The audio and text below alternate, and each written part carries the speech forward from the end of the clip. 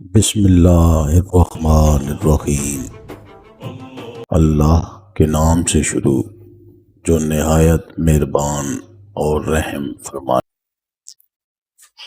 रसूल अकरम सल्लल्लाहु अलैहि वसल्लम ने फरमाया, शब जुमा को किसी नमाज के साथ और दिन जुमा को किसी रोज़ा के साथ ख़ास न करो।